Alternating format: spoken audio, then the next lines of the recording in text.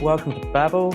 I'm Rob Simcox, and today I'm going to be talking to musician and producer Roman Scott. Roman started around the age of 11 getting into drumming, and then found a particular aptitude for beatboxing, which he used to then go on to support grime artists Bashy and Chipmunk. Over the years, he's had a variety of projects, taking one of them to the #1 spot of Spotify's global viral chart. His most recent alias, KYOZO, he has been working with DJs Prok and Fitch. Their first release, Crave The Rave, made it to the #11 spot on Beatport's Tech House chart, and their second release, Where's the Party, was picked up by none other than Pete Tongs and got a spin on Radio 1. Hello, Roman. How are we doing? Hello.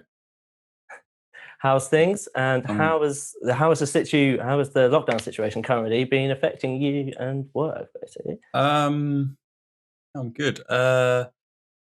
Not in terms of like music and stuff. It obviously doesn't change because most of the music is done indoors anyway, away from people. So that's not changed. It's more like the creativity side of things. Like, finding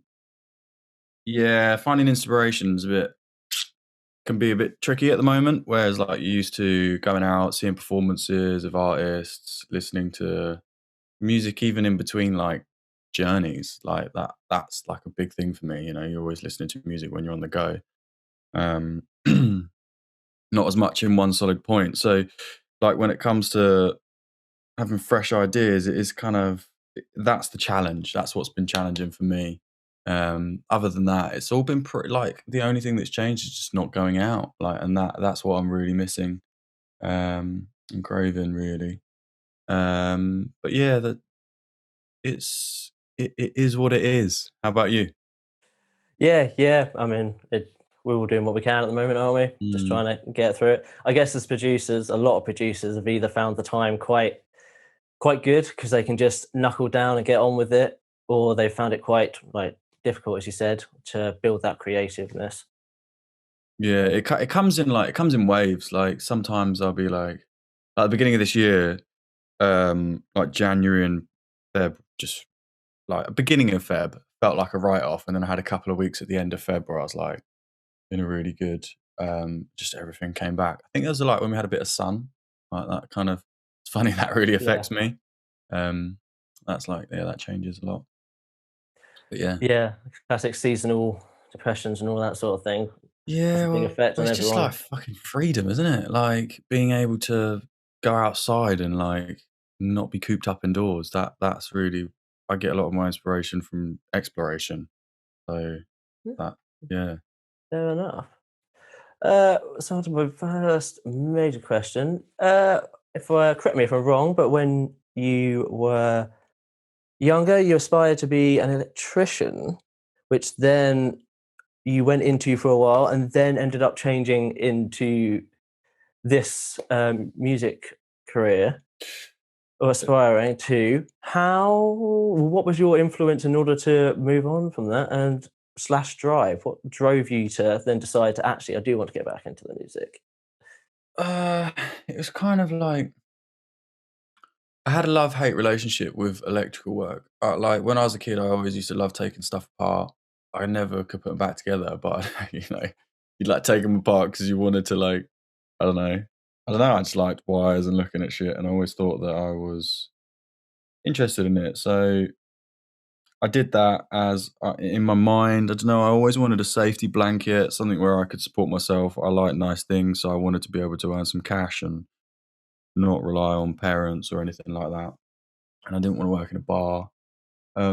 So I got qualified, and yeah, I did that. It was kind of like moments where I felt like if I didn't wasn't an electrician and I wasn't comfortable, I might have been pushing harder with the music. So I used to like almost battle with myself about the electrical work and being like, no, I don't want to do it, or oh, I've got to do it, or no, I don't want to do it, which is kind of silly, really, because made my peace a bit with it in the last few years because it really just gave me a comfortable life whilst making music, and I'm self-employed, so I like get to choose when and what I do, and like it it, it really music's always been there. Like music from the start to the end, music's always been there. Like my dad being a pop star, my mum being a pop star with him, my sisters all being in the music industry, whether be it West End or like session musicians or whatever. We've always been surrounded by music. Um, so I could never, as much as I wanted to get away with it at times where I felt like I had to do it, you can't really because you kind of like breathe it in a way. And yeah, you just can't escape something that's like embedded and you have a deep passion for, really, I don't think. Um, but I also think that there's many things that we're on this planet to do and some things we tap into more than others. So Yeah. yeah, it's like you you go like it comes and goes. It comes and goes. So you just sort of used it as a sort of side thing to keep you going whilst you sort of tackle the music a little bit, and then at the same time, sort of. It's funny because like for me, there's a few things that I want to do like when I'm further down my career and when I have the cash flow really, and they will involve construction work and they will involve the skills that I have. And yeah, I think it all like whatever you end up learning throughout your life, you end up tying them together somehow. Yeah, know what you mean. Yeah, yeah. Yeah, but so is this currently your only career at the moment, or have you got a few different things going on at the moment When you say that, alongside what do you mean? alongside like doing doing the KYOZO stuff? Is this currently your or a sole thing at the moment, or are you doing this alongside other? No, no, no, no. There's definitely like not. It's not like I'm not full. If you're asking if I'm earning fully from music, no, no, that's not happening at the moment. Um, that is the game. That is the goal this year. This year is the goal to swap over fully to music. Um, that's what I've spoken to about my manager, and that's what we're doing with the next EP and all the singles that we've been working on and who we've been working with. That is the goal. But no, like still make money solely from I make the odd. I might do a session for someone. I might do a top line. You might get some cash here and there and some publishing, but it's not in a place to earn from yet. But I was thinking about this the other day. I actually quite like it because there's when you're working on music, you're like it's like you're catching ideas, and sometimes you catch shit ideas and sometimes you catch good ones. And when you're constantly catching shit ideas, it's a bit like it could be quite annoying. So like having a break from music and being able to just go up and do something that's fundamental, and you do this and this and you put it in, and if you take care and you do a good job, there's like good satisfaction in that, like from physically making stuff. Like, you know, there's no like, oh, that's a genius idea or that's a not a genius idea. It's just like it is what it is. So and that like in some way or form that actually helps with self-confidence then coming back and making music as well, because you're like, fucking yeah, the whole like worthy thing, we all have it, Yeah, whether we're worthy of doing something, you know and that helps with getting ideas and flow of creativity for me personally. fair enough. Actually, that quite smoothly goes on to my next question, which is going to be, uh, how how do you work on your creative process from idea then going into the production of it and coming up with a final product? How does that work? Especially if you, well, for you personally. It's a very windy different road. um Yeah, I so bet. like basically for on working with other people, the best way that I work is someone sends me a track and I don't listen to it until I've got everything set up, my mic set up, tracks in the project, and then instantly whatever comes, I have to put it down. That's the best way that I work. And most of the time, most of the songs that I've written, some of the stuff that's coming out this year, that's really the best stuff I've ever written, and a lot of people were really excited for it. Um, that's written in like 5 minutes, and usually it's from me mumbling. So I'll be singing, the track will be playing, I'll be recording, and I'll be mumbling, and I'll almost sing out the whole song as it should, like in a structure, how it feels. And then from there, I'd go in and rewrite the lyrics. That's like where I've written the best works. Otherwise, if I'm in the studio on my own and I'm making my own music, producing it, it can be a guitar sound, it can be a drum sample from someone else's track, it can be a melody riff that I've heard that I think should go the other way, it can be, you know, a lyric that I like the sound of. It can really be anything, and there's no strict rule to what creative process is. It's just like where you grab your inspiration from, and it can absolutely come anywhere and any time. You're not in Yeah, control of that. And sometimes you lose them, you know, it's like it slips away from you, and if you don't have a voice recorder or something to remember it, and also sometimes you come back to a voice recorder note, like recording of it, and you're like, "What the fuck was I thinking? yeah, I've done that What even before. is that?" Yeah, So, yeah, there's no right or wrong way. just sort of see what happens as it goes, sort of thing. Yeah, like, it's whatever works for you, I think, like, you know, Mm. some people start with lyrics. I know a lot of I mean, I think Father John Misty starts with lyrics. I think Ed Sheeran, a lot of his stuff's based around rhythms and lyrics, and then also there's, like, rappers that just mumble, and then you got, like, Jay-Z who memorizes his lyrics before he's even done it, lays it down. So it's like it's just, yeah, very different for everyone. I'm a bit of everything.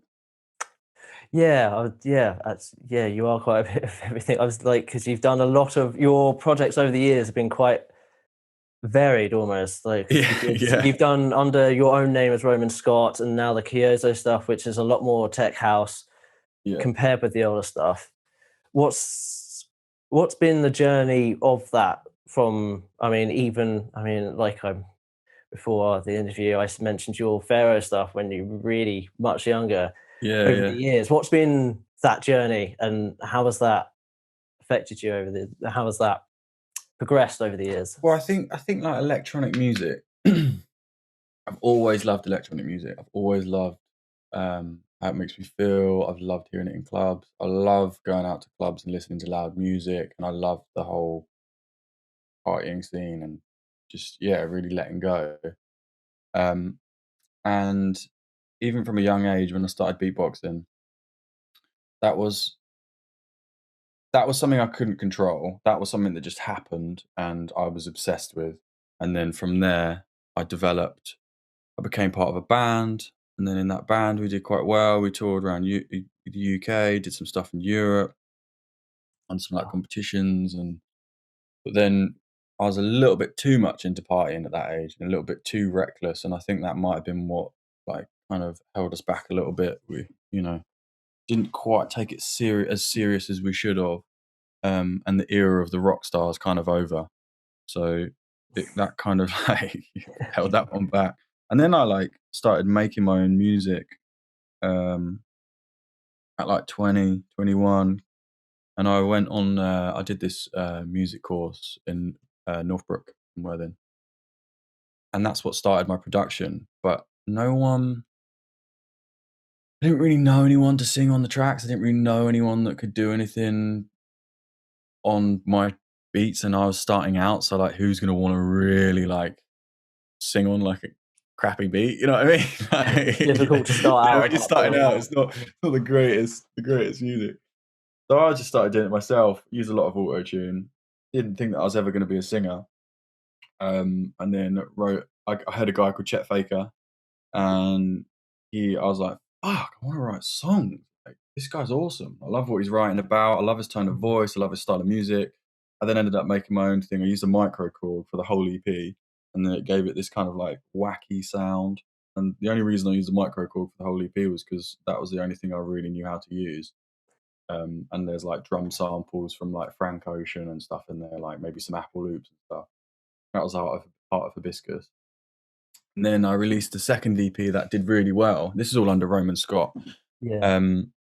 And that was really cool. That was like really exciting, and to see my name at like #1 on Spotify charts. That Yeah. was That was the one you used to get to the top of that Spotify chart list, wasn't yeah, it? that was great. That was called Hold This Down. That was great. I did that with Dean Curtis. That was fun. We were living in Brighton in a shared house, and there was loads of people coming in and out all the time, and we were working on that record, me and Dean, and there was people having interviews on the roof, and like it was a really like fun period of life. Yeah, that my manager like sent me a message and was like, was just a screenshot. Oh no, that was it. The first thing was the day it came out, it had 70,000 plays, and I was like, what?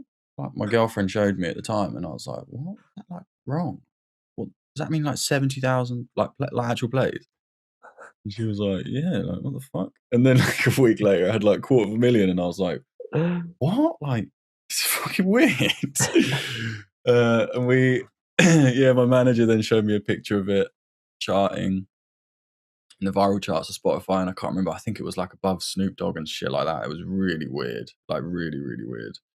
And I still to this day don't really know what happened. I know that it got put on Hilly Dilly, and then it got shared a lot, and then it ended up in the charts, and I don't understand. Like, that was really profound. That went on, and I did some more stuff as Roman Scott, but I kind of lost touch with it. And the sum up of why I lost touch with doing stuff as Roman Scott was because I'd have interviews and people would say like, "Who is Roman Scott? Like, who is he?" And I didn't really know. Like, I still don't really know. And like, I like to do a lot of things. And when you're asking what an artist has to be, I found it really confusing getting this question over and over again.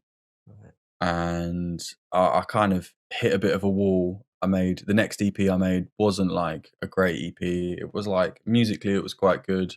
Songwriting, it was just for me. I look back and I feel like I was just a bit angry, and it was kind of coming from a wrong place. Maybe like I think I was caged in my own world of like what the level of work needs to be, the next level, and I couldn't really relax. So just took a break from it and got over a lot of like personal shit, like kind of, I guess like self-deprecation was a big one, and got over like a lot of that, and then came out with this KYOZO project, and that was just it's easy for me to have a different name because I can choose who I want this character to be, what I want him to be when I get on stage. It's much like David Bowie and stuff like that. That you know, like I can get off stage and be like, he's like, that's him being there, and now I'm just like being me, and I can be a little bit sad, or I can be a little bit like, or do something else that's completely irrelevant to my project. So it's Like an really for alias of me. yourself, then. Pardon? It's like an alias of yourself, sort of. Yeah, You yeah, can it's totally an get alias, out and it's there. really for me to be able to compartmentalize it and like Yeah. understand this is what this type of music is. Yeah, that's kind of the journey compacted. Fair. I assume that's the same reason you've used the different names for different parts of it. Like Well, you, the either you Pharaoh do. thing was a partnership, wasn't it, with Frankie Harper? Yeah. That was I completely didn't even counter that in, but yeah, that was like something we were doing on the side. That was really cool. That like I had a few tracks and he had some stuff and we put it together. And I think like Bengo like even messaged us and was like, "Keep going, I really like Oh the sound." yeah, I That remember. was great. That was great. So we've Is it? always had like little nibbles throughout the journey. I mean, does the alias sort of stuff come into certain genre aspects as well? What do you mean? Yeah, yeah, Well, yeah, yeah, yeah, yeah, yeah, yeah, because your yeah, Roman yeah. Scott stuff is, I would say, significantly different to your current Significantly different. KYOZO. Yeah, like I love D'Angelo and I love soul music, and yeah, that's kind of what sparked on the music journey for me with Roman Scott. Was Mm. D'Angelo really? I loved what he did. Absolutely loved it. But I found I was making music far away from what I was listening to all the time. So I was predominantly listening to electronic music, and I had this like passion for like soul and or R&B and all these different types of music. But really, I was like, I'm actually listening to electronic music a lot more. So I think I'm just going to do that. And then I met the Prok and Fitch guys, and they kind of James is now managing me, which is James Fitch, and yeah, he's helped steer. He's helped me not even steer. He's just helped me figure out the direction that I want it to go, which is why we only have one record up there, because we had a few more up there, but I pulled them down because we want it to be really definitive of where this is going and what it's going to be. Yeah, I mean, I love the tracks you've done already. I mean, they are proper tech house with the slow builds and it's just very epitome of tech house style. Yeah. Well, that's what those guys do. You know, they're great at what they do. And they sent me that beat. I think it must have been. It's been like 2 years ago now. Jesus. No. I don't know. I can't remember. This lockdown's like made my life fuzzy. Yeah. You know? I don't even know what a year is anymore. Like, but yeah, they sent me that beat. I instantly wrote the hook over it. Like instantly. Sent that back to them, and then they were like, "This is awesome!" Like that was Tease. And yeah, that's signed to Hot Creations now, which is awesome. I got my first vinyl through like last month. It was quite cool to get your name on a vinyl. That's like a milestone. Yeah, that's the sort of thing you often see hung up on a wall somewhere. Yeah, well, I've got 2 vinyls, so they're going to be put up on a wall, and nice. I mean, and to be to Hot Creations as well. It's such a wicked label. Yeah, they do a lot of good stuff. I listen to a lot of their stuff myself. Yeah. I mean, kudos, good effort, man. Thanks, man. My next question would probably be advice either to your younger self or potentially to anyone else aspiring to get into the music production, especially into the electronic side of things. What advice would you give? Yeah, that's a good question. The main advice I'd give is you've already got all the tools that you need. That's one thing that used to hold me back a lot was, I haven't quite like got the skill or got this or got that. But actually, like, if you just like let go and let yourself unleash yourself, you've actually got a lot of skills within you. And your limitations are yours, you know, like that's literally it. The one thing is you can't buy production skills. You have to do it, and you have to listen, and you have to. Takes a long time, and even now, you know, I work on my own stuff, and I take it to a guy called James Herr, and we're working on the next project now with a track called Love Burn and another one, Supernova. It's like 6 records or something, which, you know, for me, I feel like they're at the pinnacle of my producing, and I'm really proud of them. But I take him to James Herr, and he's like a scientist, you know, like. It's like you can't. He's been doing it for 25 years. You can't compete. You just can't. Like it's just time that goes into it, and attention to detail. And if the only thing I'd suggest is like one thing that you can get quickly. Some people can tune into it, and that's creativity. So you can, you know, make something really cool. It might not be sonically great, but you can take that to someone to get mixed. Like, don't stress over it. If I had one thing to tell myself, I'd find someone who can mix my music, make it sound shit hot with your creative ideas, and then, you know, if you can find someone to help you produce it as well, to trim out the fat. We have a lot of fat when we make music at the beginning. We don't understand structures and all of these things that, you know, make a killer record that you don't quite know about until you're in there doing it all the time and really analysing music. Yeah. So I think it's worth its weight in gold having someone help you with the final touches. But yeah, you've already got you've got everything you need inside already. Do you have any of your own sort of communities in order to do that sort of stuff yourself? Would you suggest that as an idea for I people? mean, I'm quite. I don't know if is insular the right word when you're internal. I'm quite like when I'm making. I don't think insular is the right word. When I'm making music. It's me in a room away from everyone else. Like, and that's what it's been like for years, and you know, I'd if I was collabing with someone, I'd make something, and then they'd come around, and then I'd work with them together. And really, the main reason for this was I never thought I was a good singer. I've never really thought I was that good a singer. So I'd be embarrassed about hitting a bum note in a session with someone, coming up with an idea, or not making a beat and it being shit. But like again, these are all like these are your own limitations that you put on yourself, you know. And so what? Like, have a shit session. It's not a big deal. You have a good session another day. But that's why I kind of worked on my own a lot. But yeah, sorry, I've forgotten what the question was. I'm not realised. I got off on a rant. No, it was more about any communities for helping you Yeah, that's it. progress with your stuff, sort of Back thing. on. Do you have a? Do you have a I think that would have helped me get so much further, so much quicker. And me meeting Prok and Fitch and working with them just catapulted my want to do collabs, my belief in myself, working with other people that can help me get further quicker. Like I should have done this like 5 years ago, you know.